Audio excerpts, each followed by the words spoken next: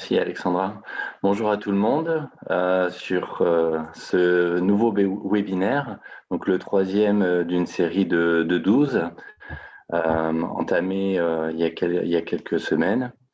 Donc la thématique d'aujourd'hui, vous la connaissez, les étapes constitutives d'un projet de création d'entreprise. Donc nous avons trois intervenants aujourd'hui, donc à savoir Laurence Manche pour la Chambre des métiers, Sandrine Chabani pour Initiative Ventoux et Bernard Piette pour ECTI, qui vont animer cette petite heure de conseils et d'orientation, je dirais, sur ces étapes de la création d'entreprise. Alors, je ne vais pas vous raconter ma vie, je vais juste moi, ça me parle parce que dans un passé maintenant qui s'éloigne tous les jours un peu plus, j'ai travaillé pendant 9 ans dans la création d'entreprises et j'ai accompagné des porteurs de projets, donc des centaines et des centaines de porteurs de projets. Et, et c'est vrai qu'on a tendance souvent à vouloir griller les étapes, à commencer par la fin.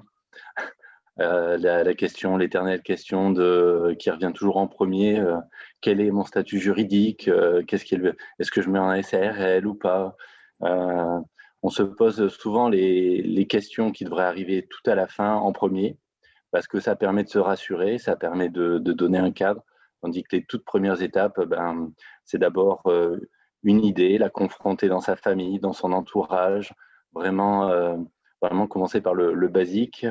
Et après, donc je vais pas spoiler ces différentes étapes, mais après, vraiment, ce qui est important, en fait, c'est de se faire conseiller, de se faire accompagner, parce que on a vraiment cette nécessité-là quand on a un projet de le confronter, certes à l'entourage, aux amis, mais après à des professionnels qui ont l'habitude d'accompagner les porteurs de projets, et c'est ça le plus important.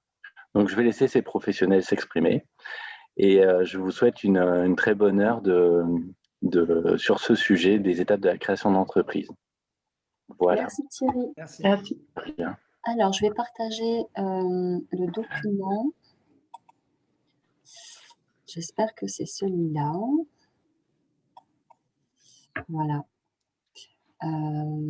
Alors, donc, comme l'a dit Thierry, donc aujourd'hui, la thématique, c'est les étapes constitutives d'un projet de création. Donc, je vais laisser la parole à Laurence. Donc, Laurence, tu me dis à quel moment je passe les slides. Quelques petits points techniques au départ. Donc, il est préférable de couper les micros pour les bruits parasites. Vous pouvez poser vos questions dans l'espace discussion et on les prendra au fur et à mesure de chaque slide qui va être déroulé. Donc, n'hésitez pas à les poser. La durée donc, du webinaire est de 1 heure. Donc, on terminera à 11h05 maximum. Voilà, je vous remercie. Merci Laurence, c'est à toi. Alors, bonjour à toutes et à tous. Je suis Laurence Manche, chargée de développement économique à la Chambre de métiers et de l'artisanat de Vaucluse. Alors, vous suivez un webinaire sur les étapes de la création d'entreprise. Donc, on va vous expliquer en fait les 5 étapes qu'il ne faut pas spolier, et vous verrez que chaque étape permet d'avancer sur son projet et de travailler sur les étapes futures. Donc au départ, quand vous vous lancez dans un projet de création d'entreprise, réfléchissez à l'adéquation idée-projet. Une fois, donc on va voir, je vais vous expliquer un peu ce que c'est, comment on travaille sur cette adéquation idée-projet. Une fois que vous avez bien vu quelles étaient vos contraintes et les motivations, il faut réfléchir et mettre en place une étude de marché qui va vous permettre en fait de faire des prévisions financières, de voir exactement combien il vous faut pour démarrer l'activité et de faire un point en fait sur votre trésorerie et le financement dont vous avez besoin au départ. Une fois que vous avez avancé sur ces 3 étapes, vous pouvez à ce moment-là réfléchir à votre statut juridique, et une fois que ces 4 étapes sont faites, vous savez exactement où vous allez dans votre création, vous avez des repères clairs et précis pour piloter l'activité dès le démarrage, vous pouvez vous immatriculer en optant pour le bon statut et bien démarrer. Donc, au niveau de l'adéquation idée-projet, s'il te plaît, Alexandra, voilà. Alors, l'adéquation idée-projet, moi, je vous invite à décrire le plus précisément possible quelle va être votre entreprise, comment vous voulez travailler. Et aussi, ça va vous permettre, en fait, de comprendre quelles vont être les contraintes de ce projet, quelles sont vos motivations. Pourquoi vous voulez créer une entreprise et pourquoi dans ce domaine? Et quelles sont vos contraintes personnelles? Alors, les contraintes de votre projet, voilà, ça ne doit pas vous empêcher de créer, mais ça doit vous permettre de créer de façon à ce que ces contraintes, en fait, soient les moins pesantes dans votre projet de création. Un exemple, dernièrement, j'accompagne une dame qui voulait ouvrir un food truck. Pourquoi? Parce que elle devait, en fait, elle avait un enfant, un petit garçon en bas âge, qui, suite à des problèmes de comportement, ne pouvait pas être à l'école toute la journée. Elle devait le récupérer à 11 heures. Et elle me dit qu'elle veut ouvrir un food truck. C'était absolument pas possible de récupérer son enfant à 11 heures du matin, à l'heure où, en fait, un food truck, quand on ouvre le midi, c'est les heures de 11 heures à 14 heures qui sont les plus prenantes. Donc, on a essayé d'orienter son projet plus vers une activité de traiteur avec de la préparation de repas, de la livraison de repas, voilà, qui pouvait voilà, correspondre avec sa contrainte familiale. Donc, ça peut paraître aberrant, mais des fois, on est tellement dans son projet qu'on n'arrive pas à se rendre compte des contraintes. Est-ce que c'est des contraintes familiales, des contraintes financières? On veut ouvrir, et ça, Sandrine de la plateforme vous en parlera après sur le financement. Vous ne pouvez pas entreprendre, en fait, vouloir faire une création où il vous faut plus de 100 000 euros d'investissement si vous n'avez pas d'apport. Vous voyez, donc il faut vraiment voir quelles sont les contraintes personnelles, les contraintes familiales, les contraintes financières pour orienter votre projet et le monter d'une façon où ça puisse être réalisable. Et vos motivations aussi, réfléchissez bien à pourquoi vous voulez créer. J'entends souvent pour gagner plus d'argent. Ce n'est pas forcément le cas, surtout au début. J'entends aussi souvent dans les motivations pour ne plus avoir de patron. D'accord, vous n'avez peut-être plus de patron, mais vous avez des clients. Et voilà, le client est quand même le roi quand on est chef d'entreprise. Voilà, donc ça fait partie des motivations et des contraintes personnelles. Ensuite, il va falloir aussi réfléchir à vos compétences. Le chef d'entreprise, c'est le premier technicien, le premier gestionnaire et le premier commercial, et souvent tout seul à la barque. Donc, dans vos compétences, c'est important aussi de lister les compétences que vous avez, les compétences peut-être qu'il va falloir embaucher parce que vous n'avez pas ces compétences, ou peut-être qu'il va falloir vous former. Et puis surtout, la réglementation qui est liée au projet. Je suis chargée de développement économique dans une chambre de métier et de l'artisanat. Donc, qui veut dire chambre de métier demande, la réglementation est très importante dans certains secteurs d'activité comme l'alimentaire, comme le bâtiment, l'esthétique ou la coiffure. Il va vous falloir soit 3 années d'expérience validée par fiche de paie et contrat de travail, ou alors au moins un diplôme de niveau 5, qui veut dire un CAP. Au moins un CAP. Si vous n'avez pas la qualification au départ, vous pouvez quand même créer, mais il faudra embaucher quelqu'un qui a la qualification. Du coup, ça devient aussi une contrainte parce que la personne doit être dans l'entreprise aux heures d'ouverture. Quand elle est en vacances, vous ne pouvez pas ouvrir. Et si elle est en arrêt, vous ne pouvez pas ouvrir. Elle est garante de la qualification dans votre entreprise.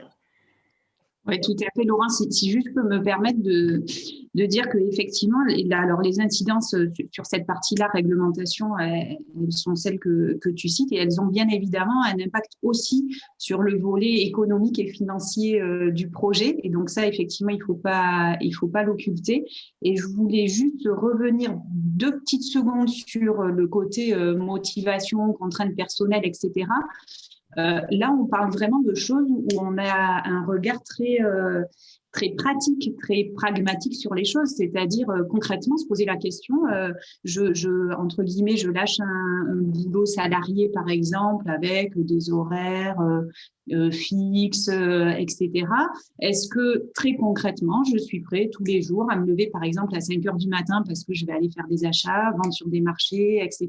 Enfin, on parle vraiment de choses très pratique. Alors, ça rejoint un peu l'exemple de Laurence tout à l'heure par rapport à la maman qui avait ses enfants à récupérer en fin de matinée. Bon, effectivement, c'est très concret, très pratique, mais ce sont vraiment ces questions-là qu'il faut se poser. Ce que je veux dire par là, c'est qu'on n'est pas sur des éléments philosophiques, hein, mais les grandes motivations, c'est une chose, mais après, très concrètement, essayer de mettre le doigt sur ce que serait notre quotidien en tant qu'entrepreneur dans le secteur d'activité dans lequel on a envie de s'installer. Donc, on parle dans tout ça de choses très, j'allais dire, terre à terre, quoi, hein, très pratiques. Et c'est vraiment important de revenir à ces questions-là. Elles sont essentielles. Merci, Sandrine. Au niveau de la réglementation, donc, c'est très important de vous renseigner. Donc, par exemple, un salon de coiffure, il vous faut automatiquement un brevet de maîtrise. Vous pouvez faire de la coiffure à domicile si vous avez le CAP, mais pas ouvrir un salon. Pareil, vous voulez vous lancer dans l'alimentaire, que ce soit la pâtisserie, la boulangerie, la boucherie, la poissonnerie, c'est réglementé. Tout ce qui est ramonage, c'est réglementé. Enfin, il y a plein de professions qui sont réglementées. Donc ça, au niveau des CFE, de la chambre de métier, de la chambre de commerce, de la chambre d'agriculture, on pourra vous renseigner sur cette réglementation. Voilà. Donc ça, c'est des choses très pratico-pratiques. Vous ne pouvez pas créer l'entreprise. Au niveau du CFE, du commerce, ça risque de bloquer. Vous ne pouvez pas créer. Si vous avez une réglementation obligatoire. Voilà, donc les 5 étapes dont on va vous parler, c'est les 5 étapes qui correspondent. Donc là, c'est la première des étapes. Et comme vous l'a dit Sandrine, c'est vraiment du pratico-pratique. C'est les 5 étapes qui correspondent au montage de projet du business plan, hein, ou du plan d'affaires qu'on va vous demander si vous avez besoin de financement au démarrage. Un propriétaire aussi peut vous demander votre business plan si vous voulez prendre un local. Enfin, dès que vous êtes en demande, hein, demande de garantie bancaire, demande de quoi que ce soit, vous verrez ce business plan et qui démarre donc par cette étape d'adéquation idée-projet. Au niveau de la faisabilité commerciale et financière, je vais laisser la parole à mon homologue d'Acti, M. Bernard Piette, qui va vous parler de l'étude de marché et qui vous permettra de mettre en place toute la faisabilité commerciale. À tout à l'heure. À tout à l'heure. Merci Laurence et bonjour à toutes et à tous. Voilà, on en est à une étape où, a priori, vous savez ce que vous allez faire, quel est l'objet de votre activité. Et donc, maintenant, il s'agit de situer l'activité que vous allez avoir dans le contexte sur lequel vous allez développer votre entreprise. Donc, pour cela, il est nécessaire de faire une étude de marché. Alors, une petite précision avant de démarrer. Les 2 slides que vous allez voir, celui-ci et le suivant, sont des slides qui ont été présentés la semaine dernière dans les études commerciales. Donc, ne soyez pas surpris, mais je crois que c'est important de faire le lien entre les deux. Alors, une étude de marché, ça permet de situer le contexte dans lequel vous allez travailler. Donc, la première chose qui est importante, c'est de dire que il faut voir quelles sont les questions de faisabilité et de viabilité de votre entreprise. Donc, ça, c'est vraiment important de se dire, est-ce que ce que je prétends faire, ça va être durable ou est-ce que ça ne va pas marcher? Donc, la première évaluation, c'est la faisabilité et la viabilité dans le temps. Le deuxième élément sur lequel je voudrais insister, c'est le fait qu'une étude de marché, ça doit être documenté. Donc, il y a une certaine formalisation. Alors, bon, si vous allez consulter les experts, les différents organismes, vous avez différentes approches. Mais ce qui est important, c'est d'écrire les choses, c'est de formaliser les éléments clés en rapport avec votre activité. Et donc, cette documentation, elle va être faite par le rassemblement des informations que vous allez glaner au travers de différents outils. Alors, on parle d'outils, mais on parle aussi de choses concrètes. Je rebondis un peu sur ce que disait Laurence. La première étude de marché, c'est aller voir ce qui se passe autour de chez vous dans des activités comparables à celles que vous prétendez développer. Si je reviens sur l'exemple d'un commerce, par exemple, eh bien, pousser la porte d'un voisin qui fait presque la même chose que vous, pas tout à fait, c'est d'ailleurs un élément important de se dire quelle va être mon offre par rapport à celle de mes concurrents. Donc, qu'est-ce que je fais pareil, qu'est-ce que je fais de différent? Donc, la première chose, c'est d'aller voir un petit peu autour de vous pour savoir comment votre activité va se situer. Le deuxième point sur lequel je voulais insister, c'est que votre activité n'aura d'existence que si vous avez des clients.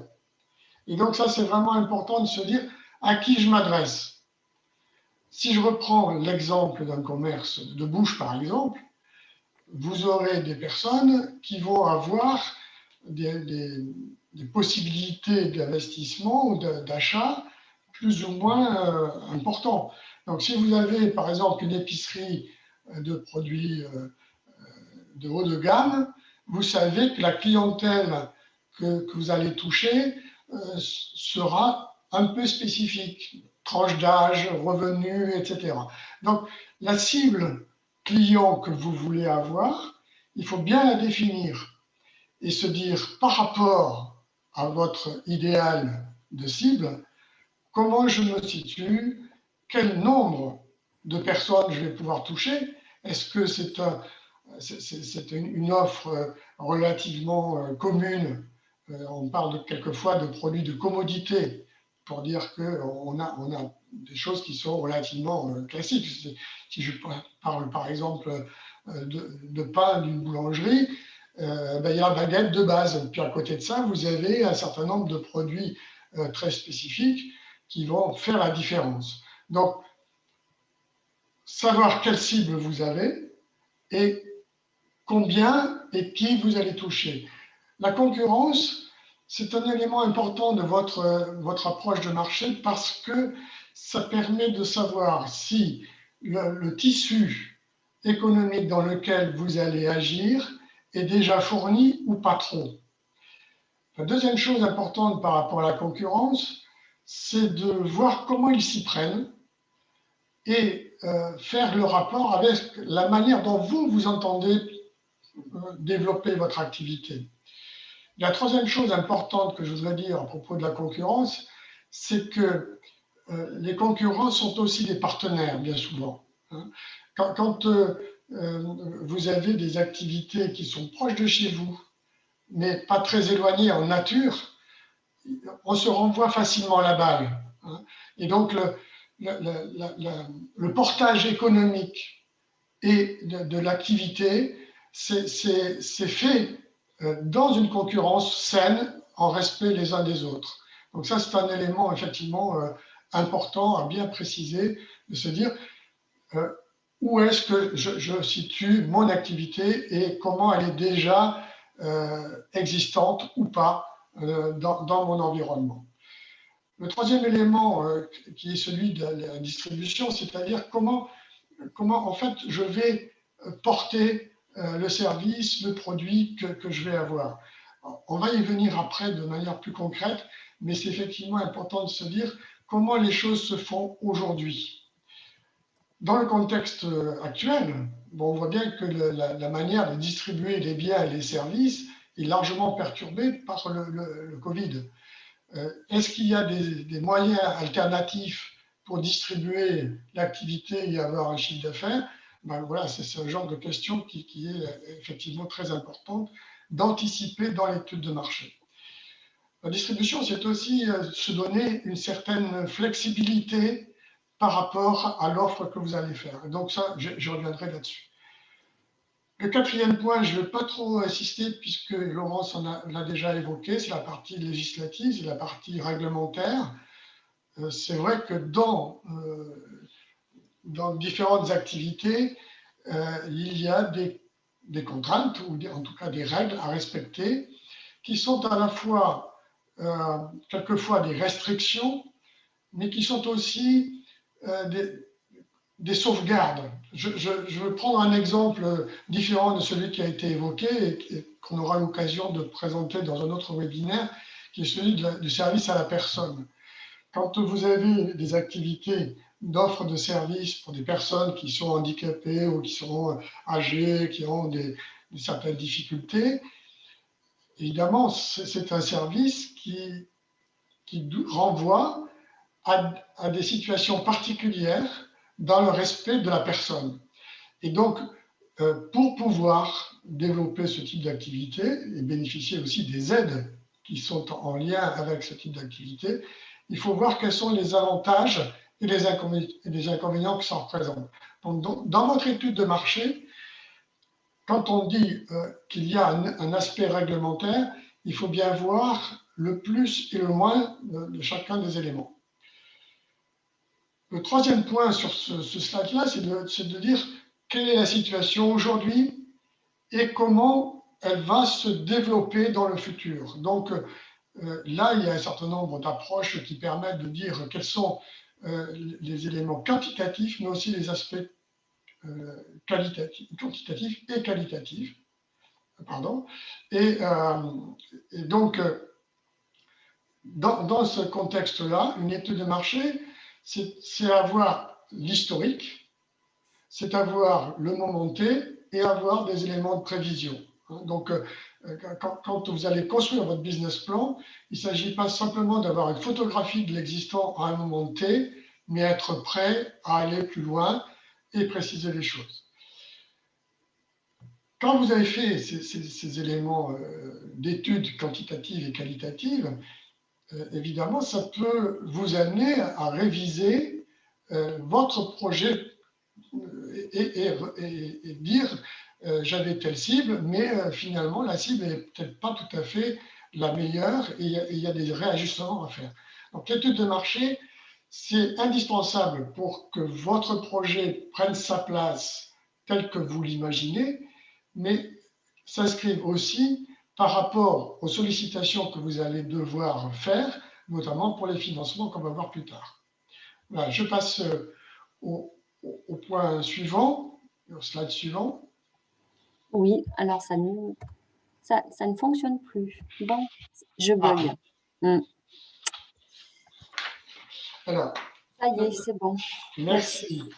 Donc, le slide suivant, il vous montre quels sont les éléments que vous pouvez aller chercher et où vous pouvez aller les chercher. Donc, je ne vais pas passer beaucoup de temps là-dessus, mais la première chose, effectivement, c'est les clients potentiels. Donc, vous avez une cible de clients, mais potentiellement, est-ce que vous avez une cible qui est étroite ou large? Donc, comment aller chercher ces éléments-là? Si, par exemple, vous avez des clients qui sont éloignés, je pense par exemple à tout ce qui est e-commerce, donc ce n'est pas des clients qui vous sont proches physiquement, vous allez être obligé de définir un peu le spectre des clients potentiels.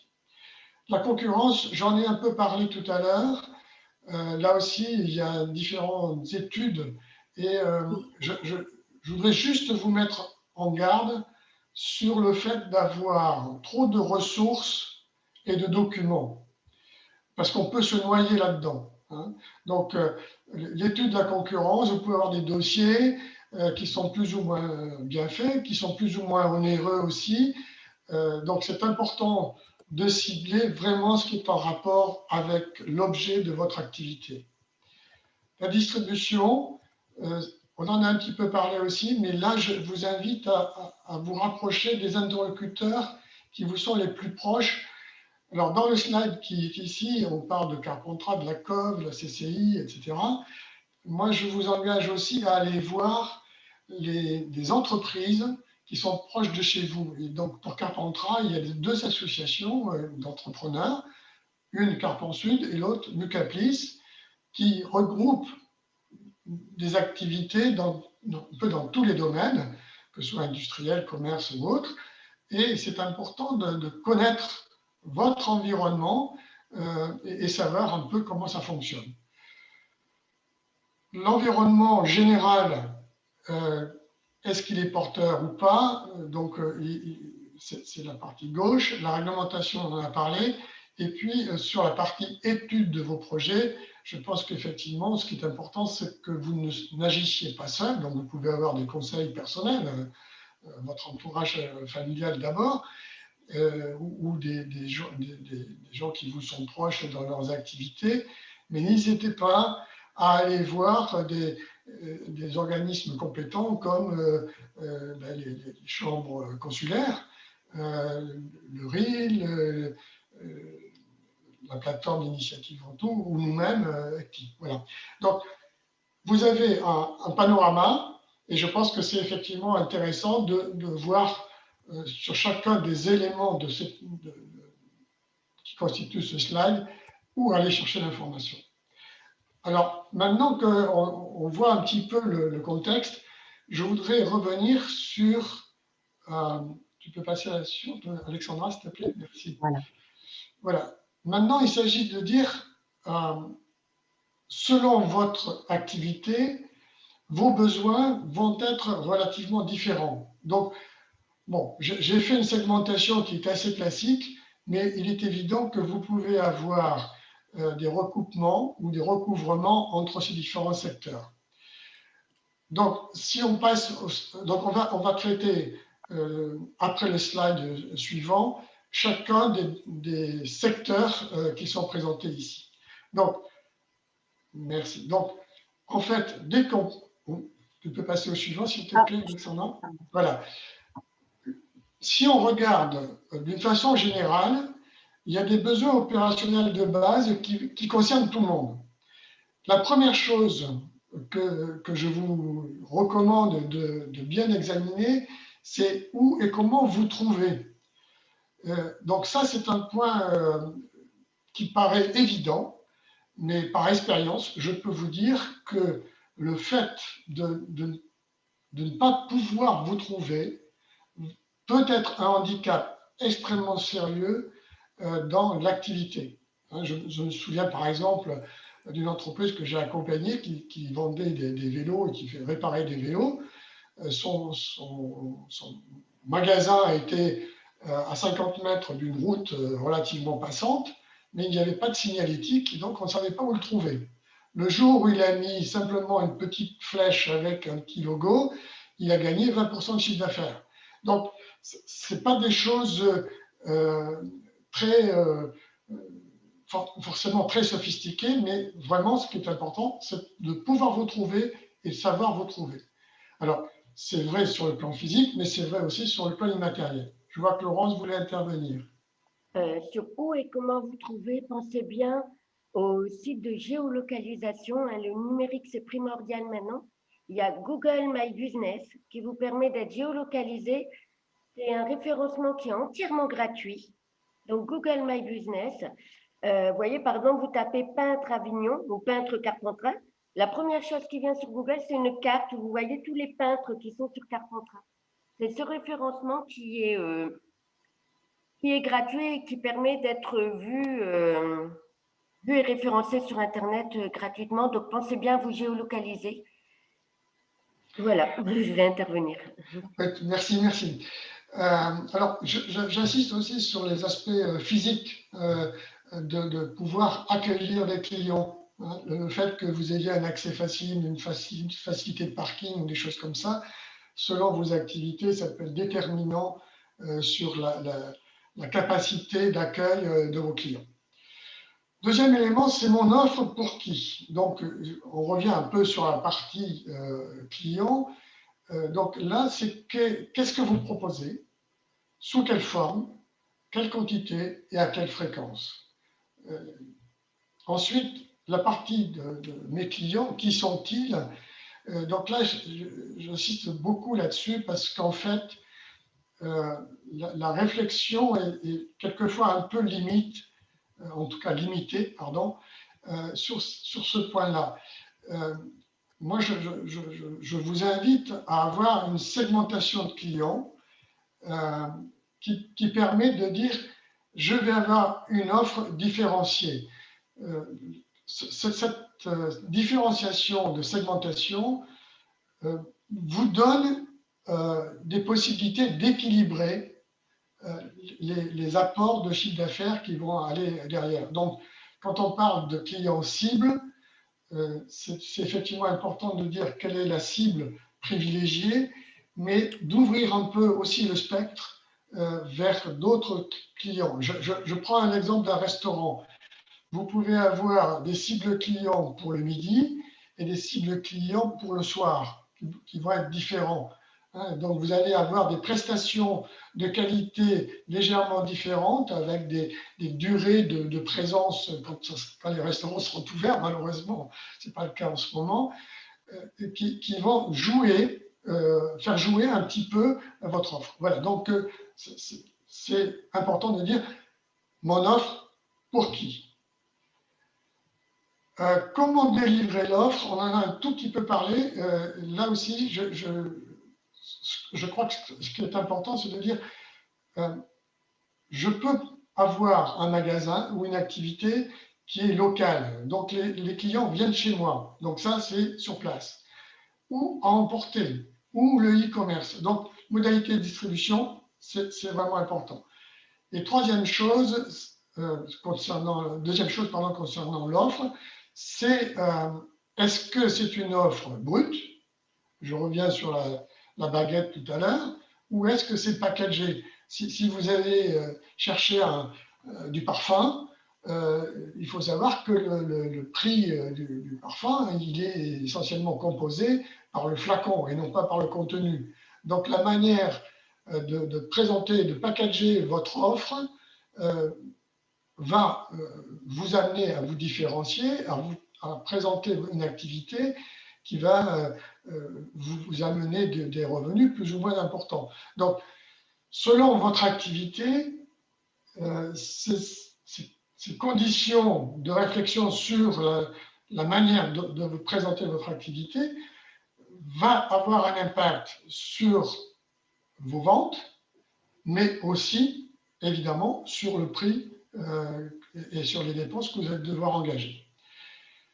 Quatrième point, c'est le besoin à satisfaire pour créer votre offre. Et donc là, la question, c'est pour réaliser votre offre, est-ce que vous avez besoin d'avoir des matières premières, d'aller chercher des éléments qui vont faire que vous pourrez construire quelque chose, etc. Donc, c'est un petit peu tous les éléments préalables à votre offre. Voilà. Donc, je pense que tous ces besoins opérationnels sont assez communs à tous. Maintenant, si on passe très rapidement sur chacun des secteurs, je les ai schématisés, mais sachez qu'à la fin du PowerPoint, il y a des slides qui sont plus précis sur lesquels vous pourrez rebondir. Alors, si on parle de la partie artisanale, en fait, je répartis les besoins sur trois segments. Le premier, c'est chez vous. Donc, si vous avez, si par exemple vous êtes plombier, vous allez avoir chez vous un atelier, un stockage, vous allez avoir des différents éléments qui vont vous permettre de préparer le travail. C'est vrai pour la quasi-totalité des activités d'artisanat.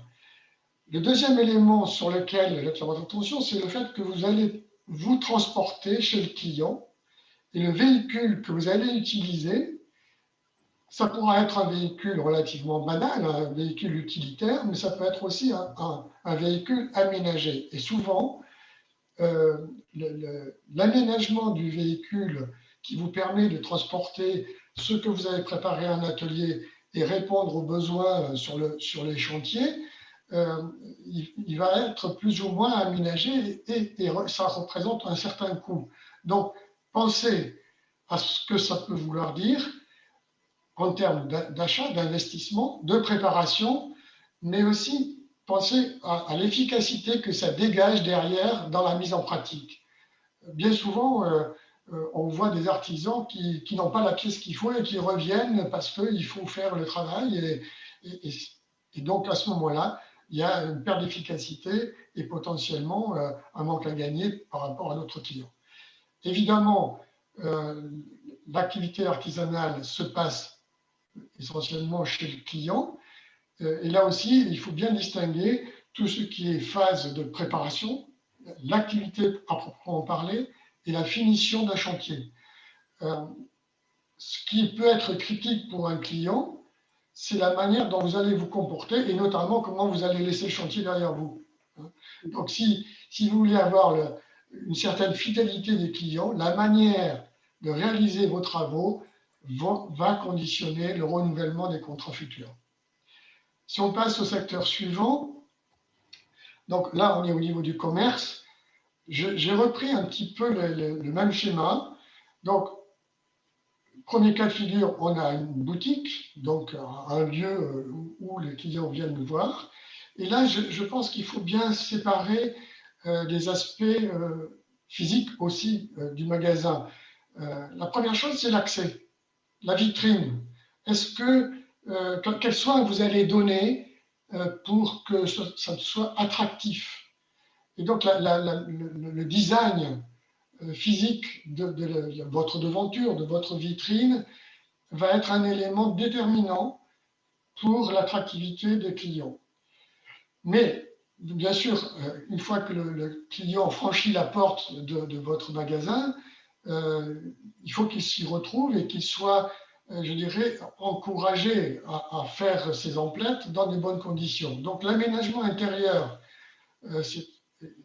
représente en soi un savoir-faire très particulier et suivant les activités, ça peut être déterminant.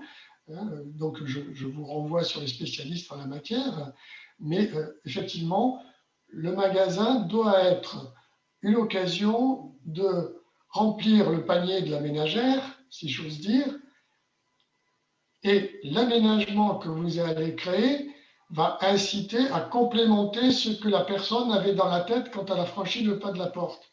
Bien souvent, vous pouvez venir avec une liste de courses et puis repartir avec la liste, mais aussi d'autres choses. Et je crois que c'est effectivement important que les aménagements qui sont faits vous permettent d'accroître le panier de la ménagère et donc le chiffre d'affaires pour vous. Et puis le dernier élément de la boutique, c'est ce qui est derrière, c'est-à-dire la façon dont vous allez préparer les activités et le stock dans votre commerce. J'attire votre attention sur la valeur du stock qui très souvent est un élément clé dans la réussite du commerce. En particulier, je pense aux repreneurs potentiels de commerce, c'est vraiment un élément critique. Je passe au point suivant qui est l'itinérance, c'est-à-dire qu'il peut y avoir des commerces qui sont en partie en magasin, mais aussi sur des marchés. Bon, nous sommes dans une région où la vente sur les marchés ou saisonnière est effectivement un élément important. Et donc, un peu comme je le disais tout à l'heure pour les artisans, le véhicule, mais également l'emplacement, la manière dont vous allez utiliser les espaces qui vous sont proposés par rapport à votre business va conditionner pour beaucoup l'efficacité de votre activité, mais peut aussi représenter des coûts non négligeables. Donc, c'est important de voir, encore une fois, des plus et des moins. Oui, Alexandra? On va accélérer un tout petit peu, D'accord. si c'est possible. Donc, en ligne, je n'y reviens pas, mais effectivement, le e-commerce se développe de plus en plus et on va voir plus loin. Voilà. Je passe au secteur suivant. Voilà. Donc là, ce sont les services. Alors, de la même manière, il peut y avoir des services en présentiel. Je pense par exemple à un cabinet médical ou à un salon de bien-être, des choses comme ça. Comment vous allez aménager l'espace dans lequel vous allez accueillir les personnes. Le deuxième type de service, le service itinérant, je pense par exemple, encore une fois, au service à la personne. Il y a beaucoup d'éléments qui vont être conditionnés par la distance des personnes à visiter. Et puis les services en ligne, je vais juste prendre un exemple. Si vous êtes dans un organisme de formation, de plus en plus, vous allez avoir d'un côté du présentiel, puis de l'autre côté, vous allez avoir des formations en ligne par les webinaires ou autres formats. Donc l'offre qui va être faite en ligne va vous coûter plus ou moins cher ou vous rapporter également plus ou moins de revenus.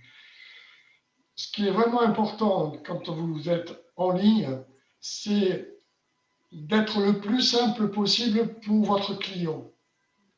Donc, ne pas avoir 36 pages à ouvrir avant d'avoir accès à l'offre qui est vraiment disponible dans votre offre. Voilà. Dernier secteur, c'est le secteur industriel. Donc, la caractéristique de l'industrie, c'est que vous partez d'une matière première ou relativement brute. Donc, vous allez faire venir des produits, vous allez les transformer avec l'équipement industriel. Cet élément industriel vous permet d'avoir des produits finis ou semi-finis que vous allez conditionner et ensuite vous allez les vendre. Et bien sûr, il y a tout le support technique et administratif et commercial qui permet de dégager tout ça. Je crois que ce qui est vraiment important ici, c'est de voir qu'à chacune des étapes, il y a des éléments constitutifs qui vont représenter des achats et donc des dépenses, des investissements qui vont conditionner vos besoins en financement. Voilà, donc je ne vais pas balayer plus en détail ce slide-là. Je vous renvoie au slide que j'ai mis en annexe qui vous permet de creuser chacun des éléments sur ces éléments. Dernier slide ici, c'est de dire, voilà, on a des besoins qu'on peut séparer en besoins structurels, c'est-à-dire quasi permanents, donc qui vont faire appel à des investissements, notamment pour démarrer, mais également des investissements ou des achats relativement importants en fonction des étapes clés de développement de votre activité. Donc ça, ce sont ce que j'appelle moi les besoins structurels qui font que vous allez vous rapprocher des banques pour avoir des financements et sur lesquels vous allez pouvoir discuter. Deuxième opérationnalité, ce sont les besoins conjoncturels qui vont varier en fonction de la consommation. Et donc là, en fait, la question c'est quel est le cycle de fonctionnement de votre activité.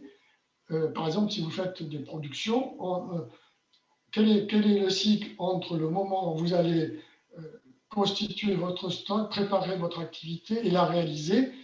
Voilà. Et donc, vous allez avoir des besoins qui vont être liés à ce cycle-là, qui sont des besoins classiques de renouvellement de vos provisions. Et bien sûr, il y a les besoins fonctionnels, qui sont des besoins support, sur lesquels vous allez devoir vous dire, ben, j'ai un loyer à payer, j'ai des assurances à régler, j'ai à terme des impôts à régler, j'ai des contrats de sous-traitance à honorer, etc. Donc, c'est vraiment important d'avoir cette vision-là de vos besoins avant de bien monter tout votre cahier des charges financier. Et donc là, je passe la parole maintenant à Sandrine. Merci Bernard. Donc, on n'a pas eu de questions à part une sur Facebook à laquelle Sandrine, tu as répondu. Oui. Voilà. Bon, rebonjour à tous. Donc, je suis Sandrine Chabani, directrice de l'association Initiative Ventoux, donc qui s'occupe d'accompagnement à la création, reprise et développement d'entreprises avec un cœur de métier centré justement sur le financement des projets. Donc, vous avez bien vu dans ce que Bernard a présenté dans le détail selon les secteurs d'activité, qu'en fait, on était tranquillement, entre guillemets, en train d'écrire d'une part le business plan et d'autre part de détailler, de préparer le travail sur les aspects financiers liés au projet. Ces aspects financiers, ils sont simplement la traduction en chiffres de ce que vous avez réfléchi en amont, à la fois sur ces fameux besoins dits structurels et donc nécessaires au démarrage et qui seront d'autant mieux abordés qu'ils ont été réfléchis, je dirais, dans le détail et évidemment sans en oublier aucun. Donc ça fait aussi partie effectivement de notre rôle en termes d'appui et d'analyse. Et quand Bernard parle de besoins structurels, donc on est effectivement finalement en train de construire le plan de financement de démarrage de notre activité et on aura démarré par chiffrer en gros, dans la colonne de gauche de notre plan de financement, l'ensemble des besoins qu'il va falloir couvrir pour faire face au démarrage. Donc, on va retrouver là-dedans, outre les aspects, on va dire, investissement, j'ai besoin d'aménager un local, j'ai besoin d'acheter un véhicule, j'ai besoin d'acheter du matériel, etc.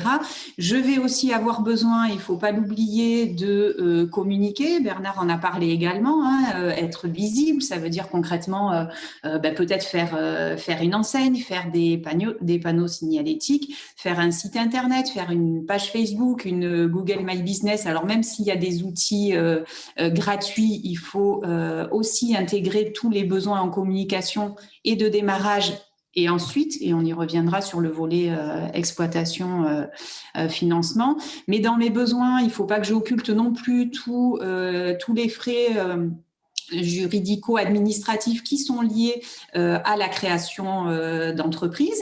Je vais peut-être prendre attache auprès d'un avocat, me faire conseiller sur la rédaction de mes statuts, les faire rédiger, déposer les statuts, les enregistrer au greffe, etc. Et Laurence pourra y revenir aussi sur la dernière partie par rapport au choix de forme juridique, qui est un choix qu'on fait à la fin quand on a posé tout le reste pour qu'il soit le plus opportun possible.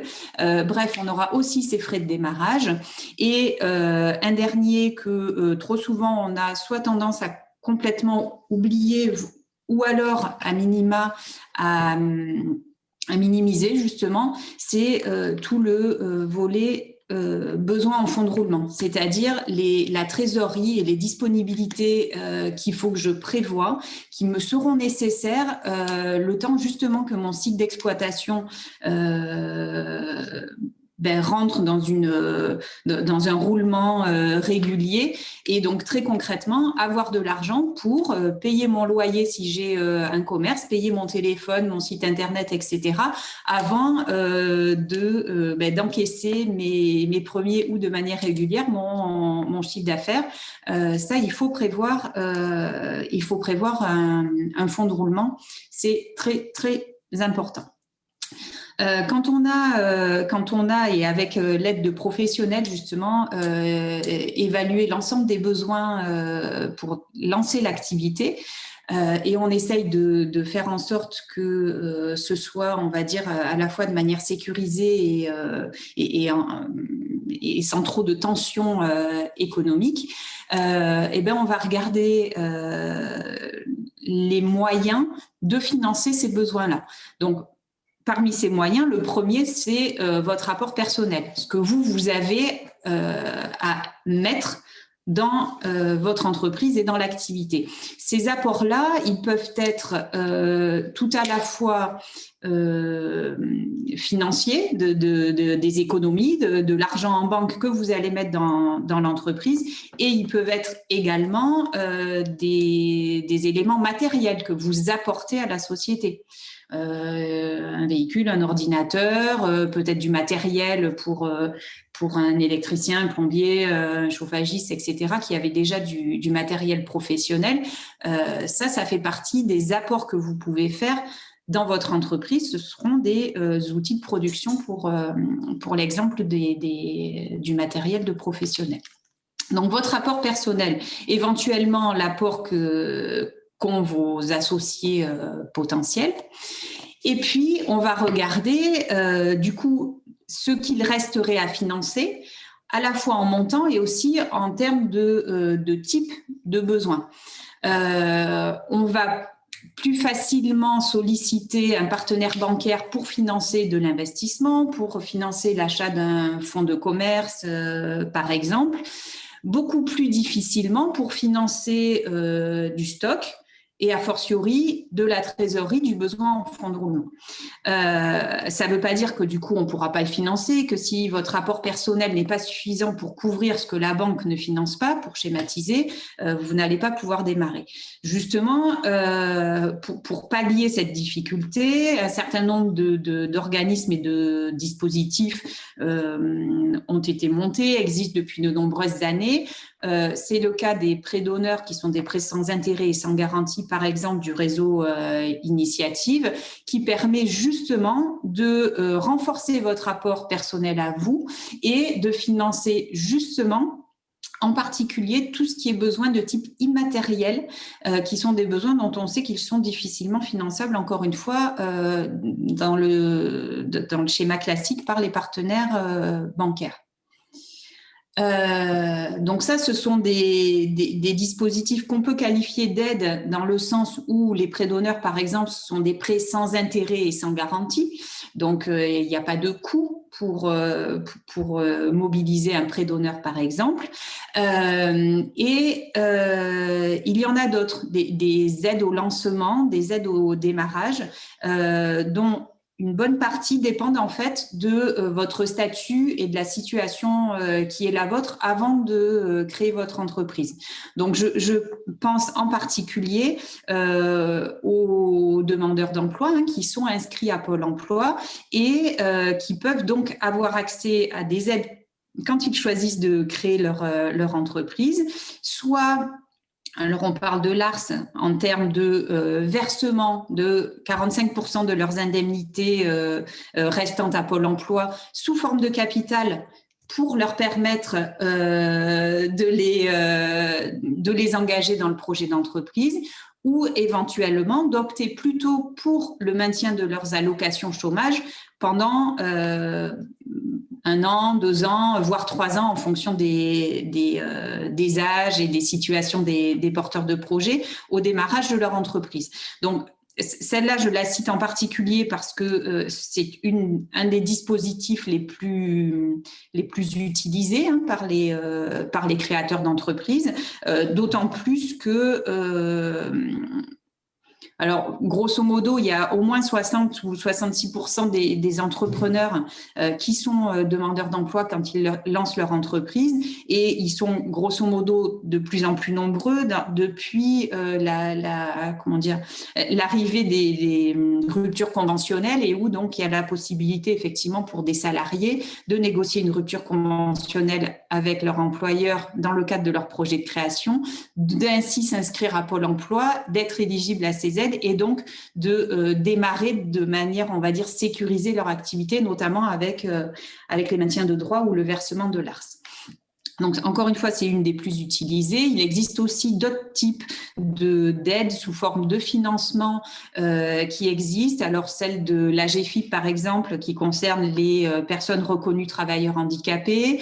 Il y a des prêts aussi d'une association qui s'appelle Créasol, qui est une structure de microcrédit avec des prêts jusqu'à 12 000 €. Alors, c'est un organisme financeur, c'est pas une aide directe, il y a un taux d'intérêt, etc. Mais en tout cas, ce sont des dispositifs comme ceux de l'ADI qui permettent d'envisager les financements aussi de gens qui ont des difficultés, voire qui sont dans l'impossibilité d'obtenir des financements bancaires de par leur situation économique, familiale, personnelle, qui fait que les banques ne financent pas et ne suivent pas. Donc, il y a un grand nombre en fait et de structures et de possibilités de financement, de sorte à ce que chaque projet, ou quasiment on arrive à le faire financer dans la mesure et dans la condition où on estime justement que ce projet économiquement est viable et va permettre à l'entrepreneur qui se lance d'en vivre. Ça paraît peut-être idiot à rappeler, mais quand on étudie un projet de création d'entreprise et a fortiori quand on se positionne sur le fait de choisir de le financer ou pas, ce qu'on regarde, c'est effectivement la viabilité économique qu'on estime à ce projet. C'est la viabilité économique du projet qui permettra de rembourser ce que vous avez emprunté aux différents partenaires. Donc, bien évidemment, chacun d'entre eux se positionne sur cette question-là. Et plus vous avez travaillé votre projet en amont et de manière pratique et pragmatique par rapport à toutes les étapes antérieures, plus vous maximisez les chances d'être soutenu financièrement au démarrage et de sécuriser votre projet de création d'entreprise. Donc, là, tu viens de répondre à la question de Pierre Robin sur les différentes possibilités d'aide et à qui s'adresser. Donc, on en a un certain nombre qui sont sur le slide. Et on avait une autre question de Rémi Tessier concernant l'intervention de Bernard sur les besoins opérationnels du commerce. Il n'a pas été fait mention de la relation au distributeur dans le cas d'une activité type grossiste. Juste un petit mot, et ensuite on passe à Laurence. Sandrine, tu as terminé, toi? Oui, moi, s'il y a des questions, c'est volontiers. Là, l'idée, c'était pas de rentrer dans le détail de tous les dispositifs, puisqu'on a un webinaire aussi qui est prévu spécifiquement sur le financement d'entreprises. Mais voilà, avant de relaisser la parole, c'était vraiment pour réinsister sur le fait que l'ensemble de ce travail de préparation finalement du business plan, alors c'est pas un gros mot, hein, et vous l'avez vu dans ce qu'on a vu, il doit être très pratique et pragmatique, j'insiste lourdement là-dessus, et il doit avant tout venir de vous, c'est-à-dire l'ensemble des interlocuteurs que vous avez là aujourd'hui derrière les écrans et que vous aurez dans le cadre de vos accompagnements. Ils sont là en fait pour vous guider et vous donner des pistes de réflexion ou des choses à appréhender, mais le job, c'est à vous de le faire. C'est à vous d'aller voir qui vous considérez comme vos concurrents, des partenaires potentiels, etc. C'est à vous d'amener les informations sur les éléments de coût, par exemple, hein, de votre production, ou les éléments de marge moyenne que vous ciblez. Le travail, nous, on va vous guider pour le réaliser, mais c'est bien vous qui allez le faire, et c'est important que vous maîtrisiez tous ces aspects-là, en particulier pour convaincre un partenaire de vous suivre. Voilà pour moi. Merci Sandrine. On passe à Laurence. Je ne pense pas qu'on pourra traiter la question si on veut respecter le timing. Oui. On pourra y répondre par la suite, après. D'accord. D'accord. Laurence? Oui. Alors, je vais te passer le slide. Voilà. Alors, je ne vais pas vous expliquer en détail les statuts juridiques, hein, qui sont l'entreprise individuelle ou les différentes sociétés qui peuvent exister, vu qu'il y a un webinaire qui est là pour détailler en fait les statuts. En tout cas, toutes les étapes précédentes, comme l'a bien dit Sandrine, doivent être très pragmatiques, et c'est ce qui vous permet de choisir en fait le meilleur des statuts. Donc, il y a 7 questions. Une fois que vous avez réalisé toute votre étude de marché, que vous avez vu financièrement où vous en êtes, que vous connaissez vos charges, c'est surtout important de connaître le montant de ses charges par rapport à son chiffre d'affaires, le chiffre d'affaires prévisionnel. C'est ce qui va aussi permettre d'opter pour tel ou tel statut. Vous me dites, voilà, j'ai 50% de charges par rapport à mon chiffre d'affaires et je veux créer une micro-entreprise. Je ne pense pas que ce soit le meilleur des statuts. Pareil, vous voulez vous créer en maçonnerie, construire des piscines sur le territoire, vous mettre en micro-entreprise, à mon avis, vous allez très vite aussi exploser le chiffre d'affaires maximum qui est possible. Donc, les 7 questions clés à vous poser pour choisir votre statut une fois que les étapes précédentes sont bien réalisées. Déjà, c'est est-ce que le projet est seul ou à plusieurs? S'il est à plusieurs, vous n'avez que le choix de vous mettre en société. Une entreprise individuelle, c'est une entreprise en nom propre, c'est quand il n'y a qu'un seul gérant. Les réglementations particulières, vous voulez ouvrir un débit de tabac, vous n'avez le choix que de la SNC. Est-ce qu'il y a un potentiel de développement avec des salariés, avec voilà, un chiffre d'affaires qui va vite grimper? Est-ce que vous avez des investissements importants aussi? Quel est votre patrimoine à protéger? Il faut savoir qu'en entreprise individuelle, vous en tant que personne et le patrimoine de l'entreprise, tout est mélangé. Donc, si vous avez un patrimoine à protéger, il vaut peut-être mieux opter pour un statut sociétal. La maison où vous vivez, on ne peut plus vous la prendre. Avant, il fallait aller chez le notaire, signer une clause d'insaisissabilité. Maintenant, on ne peut plus. Si vous avez des biens immobiliers que vous louez ou une maison secondaire, on peut vous la prendre en cas de faillite. Mais par contre, la maison où vous vivez, ce n'est plus possible. Et quelle rémunération vous envisagez? Et le régime social, vous verrez dans le webinaire sur les statuts que quand vous optez pour l'entreprise individuelle ou une SARL, vous optez pour le statut du travailleur non salarié. Si vous êtes dans un certain statut sociétal comme les SAS ou les SASU, vous êtes assimilé salarié. Donc ça aussi, ça a des incidences sur les conséquences en cas d'arrêt maladie. Voilà. Donc ça, c'est 7 questions à vous poser, mais lors d'un webinaire, voilà, ce sera beaucoup plus détaillé. Et par rapport à ça, Laurence, est en lien avec ce que j'évoquais tout à l'heure, des aides les plus utilisées par les créateurs d'entreprises, ce sont les aides délivrées par Pôle emploi, en tout cas soit leur maintien de droit ou le versement du capital social. Comment dire?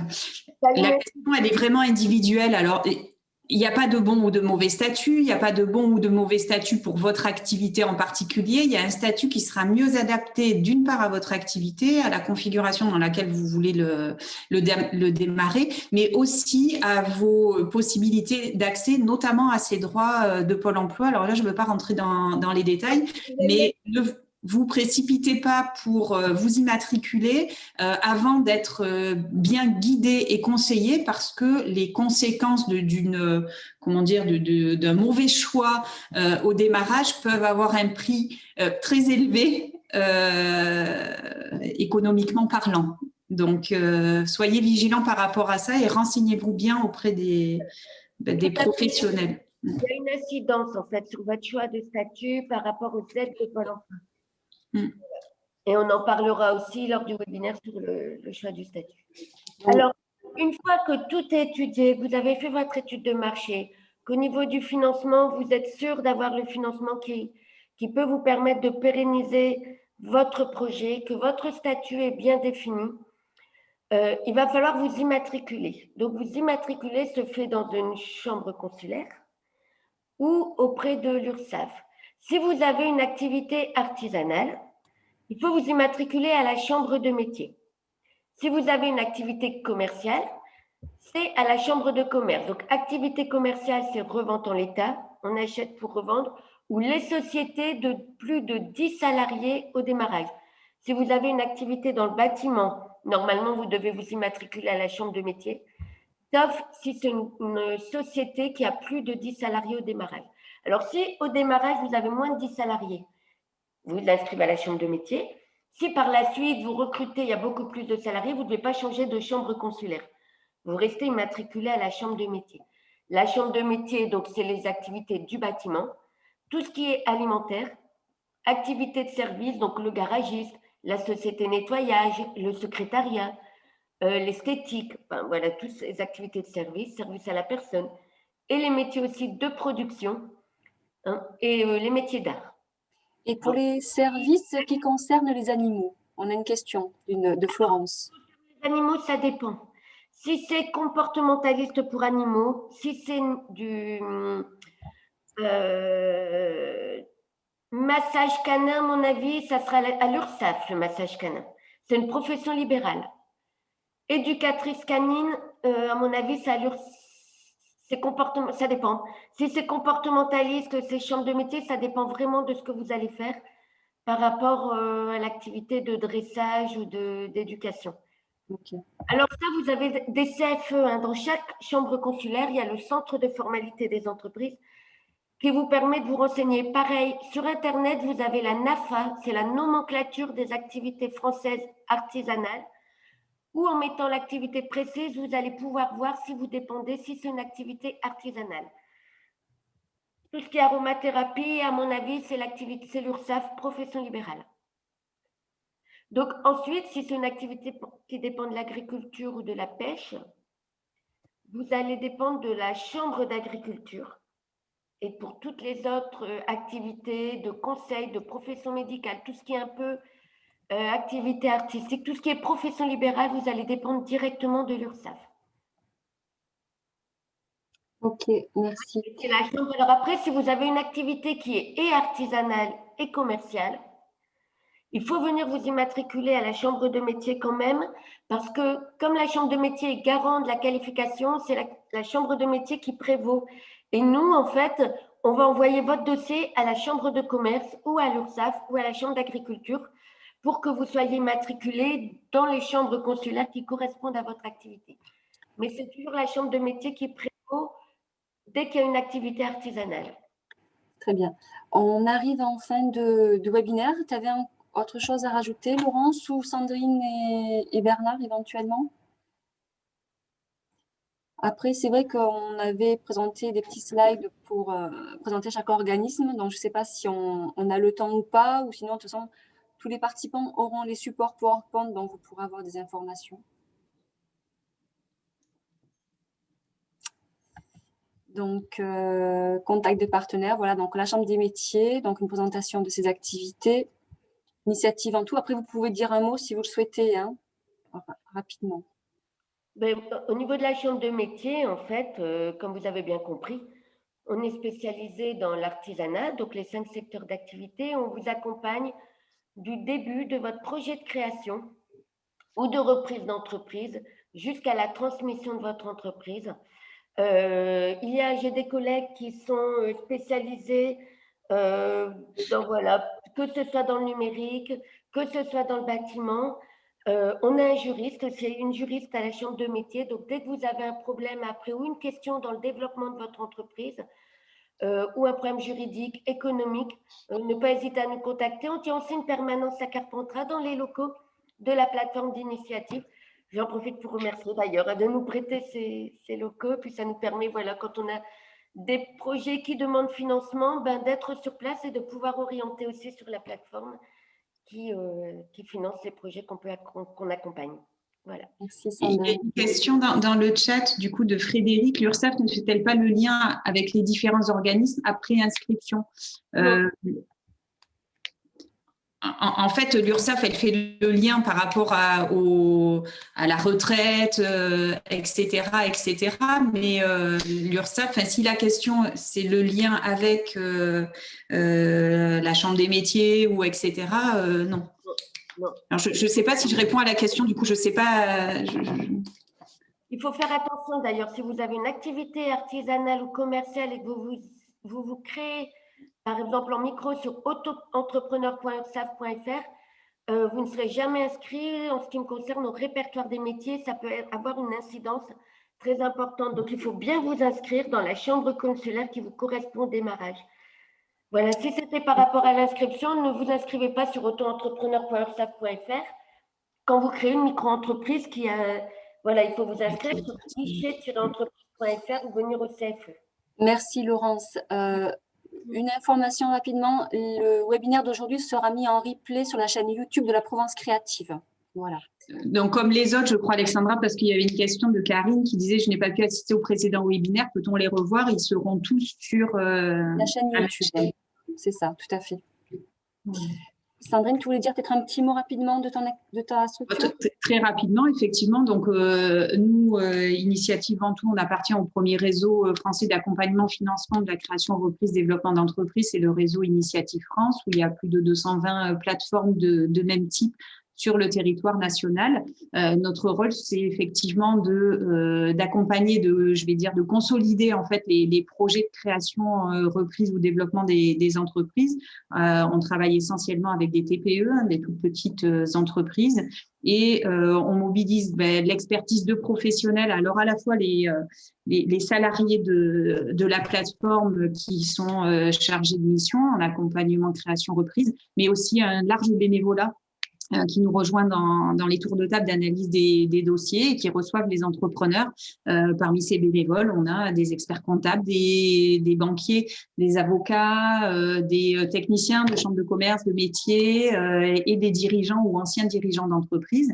Donc, on fait un travail collectif et collaboratif sur l'accompagnement et l'analyse des projets. Et en termes financiers, on intervient essentiellement avec des prêts d'honneur, donc des prêts sans intérêt et sans garantie, qui sont faits aux porteurs de projets, donc à la personne, pour consolider son apport et favoriser l'obtention notamment des financements bancaires, pour permettre de démarrer avec suffisamment de moyens, et notamment en termes de fonds de roulement, de trésorerie, pour éviter au maximum les écueils quand on démarre avec simplement de quoi financer son véhicule et son matériel. Je prends l'exemple d'un artisan, par exemple, mais qu'on n'a rien devant soi en termes de trésor. Si l'activité ne démarre pas aussi vite que prévu, si les clients tardent à payer, si un chantier, si vous avez un gros impayé sur un chantier, etc., et que vous n'avez pas de fonds devant vous, vous pouvez mettre en péril très rapidement votre activité. Alors que si on a bien travaillé en amont sur un prévisionnel et un plan de trésorerie réaliste, et où on a prévu de financer ce besoin en fonds de roulement, vous limitez quand même les risques de difficultés. Donc le prêt d'honneur, c'est l'outil phare, mais on travaille aussi avec d'autres dispositifs financiers divers. Et on s'arrête pas dans notre accompagnement à l'étude, on va dire, de pré-démarrage ou de reprise des activités, mais on met en place tout un tas d'actions qu'on appelle, nous, en post-création, qui ont vocation à faire du réseau entre les entrepreneurs, à se former, à prendre de l'information sur un tas de sujets, à permettre la rencontre avec des experts type avocats, assureurs, etc., par rapport aux projets d'entreprise. Donc à travers un programme riche qui est donc accessible à tous les adhérents de l'association et qu'on retrouve sur notre site internet initiativeventoux.fr. Une question très pratique, Sandrine. Est-ce qu'on peut adhérer à Initiative Ventoux sans forcément être accompagné? Oui, tout à fait. Oui. Voilà, c'est pour les personnes qui voudraient participer, oui, du réseau. Tout à fait. Pouvoir être intégré dans les réseaux. Bien Bernard, sûr. rapidement, petite présentation, mais 1 minute montre en main. Oui, ECTI, c'est une association d'anciens cadres et dirigeants d'entreprise. Donc, l'objet de notre activité, c'est d'accompagner les entreprises ou d'autres. Et donc, ce qui nous caractérise, c'est qu'on a chacun une expérience différente, donc des expertises qui peuvent être très pointues dans certains domaines ou généralistes également. Donc, on peut avoir des gens qui ont à la fois une compétence généraliste d'entrepreneur ou directeur de société, mais également des expertises dans les domaines financiers, commerciaux ou autres. On est 2000 en France, 45 sur le Vaucluse. Et donc, nous, on intervient plutôt en post-création. Bon, exceptionnellement, on peut aider au montage d'entreprises. J'interviens, par exemple, assez régulièrement avec le RIL, mais on fait également du parrainage, soit c'est le cas avec Initiative Ventoux, mais également les autres plateformes, donc Initiative Terre de Vaucluse pour l'essentiel du territoire de Vaucluse. Et puis on accompagne en direct soit des entreprises qui existent et qui ont des besoins spécifiques de développement ou de problématiques à résoudre, soit des accompagnements sur des domaines très spécifiques. Voilà. Donc, n'hésitez pas à faire appel à nous. On n'a pas de local dédié, mais on peut intervenir, par exemple, à Carpon Sud ou pourquoi pas à la COD ou pourquoi pas chez vous. Donc, c'est pas. Nous, on est très mobile et relativement flexible, sauf qu'on est quasiment tous retraités. Donc, on a des périodes un peu chargées pendant les périodes scolaires, si vous voyez ce que je veux dire. Voilà. Bien, merci Bernard, merci beaucoup. Donc, le webinaire prend fin. Le prochain webinaire, ce sera le 12 février sur la reprise d'entreprise. Pourquoi pas moi? C'est aussi une opportunité de pouvoir créer son emploi. Voilà, comme je vous ai dit, tous les webinaires seront en replay sur la chaîne YouTube de la Provence Créative et les supports PowerPoint envoyés à tous les participants du webinaire. Excusez-moi. Merci à tous pour votre écoute et votre participation. Merci. Et voilà, si vous avez des questions particulières, vous pouvez m'envoyer un email ou envoyer un email directement aux animateurs. Voilà, leurs coordonnées seront dans le PowerPoint. Merci beaucoup. À très bientôt. Au revoir à tous. Merci. Merci à tous. Au revoir. Au revoir. Au revoir. Merci. Belle création.